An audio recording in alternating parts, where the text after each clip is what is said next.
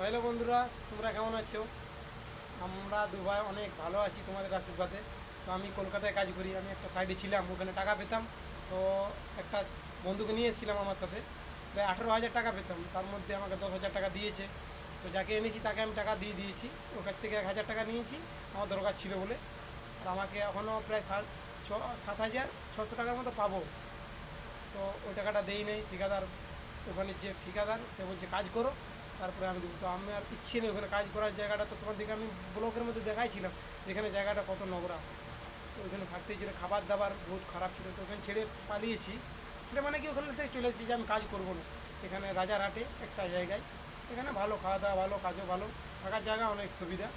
আজকে একটা বন্ধুকে পৌঁছাতে যাবো, ওর হাতে কেটে গেছে। তো তোমাদেরকে দেখাচ্ছি যে আমার দিককে গরিব ছেলেকে কতটা কষ্ট করতে হয়। দেখো তোমাদের, তো বন্ধুরা দেখতে পাচ্ছ কতটা কাটাইছি, অনেকটা কাটাইছি। যে রড থাকে না, রড কাটা মেশিনটা তোমার দিকে আমি একদিন দেখাবো। যে রড কাটা মেশিনটা, ওটার মধ্যে যতই বড় বড় রড হোক না, 1 সেকেন্ডের মধ্যে কেটে দেবে।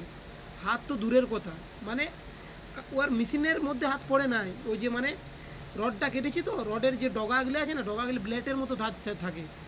ডগটা যেটা ওনার দাঁত থাকে, তাহলে ডগাটা মুঠা করে ধরেছে। তার মধ্যে কাবার পরা ছিল, হাতের মধ্যে কাবার পরা ছিল, তার মধ্যেও কেটে গেছে। অবস্থা দেখছো কতটা কেটেছে, তো বুঝছো? অনেকটা কেটে গেছে বন্ধু, দূরে দূরে। তো এখন আপনি কাজ করা তো যাবে না, এখানে থাকলেও মানে তোমার,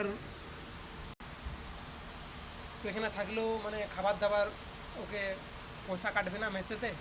এখানে হাজিরিও পাবে, মানে ফালতু ফালতু বসে থাকতে হবে, বুঝলি? কোম্পানি তো না কাজ করলে হাজিরি দেবে না।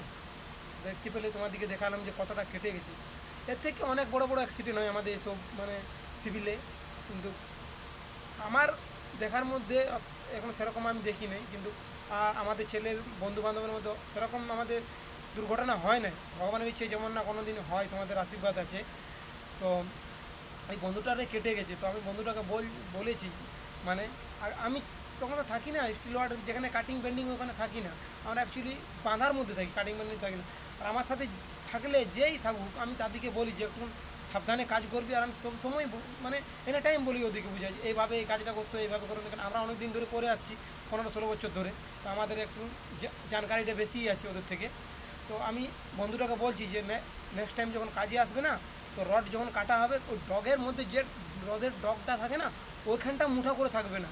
প্রায় মানে ধরে রাখো মোটামুটি ওই 2-4 ইঞ্চি, মোটামুটি 1 মুঠা মোটামুটি, যেমন একটু বেড়ে থাকে, যেমন মোটামুটি হালকা বেড়ে থাকে, তারপরে ধরতে হবে রডটা।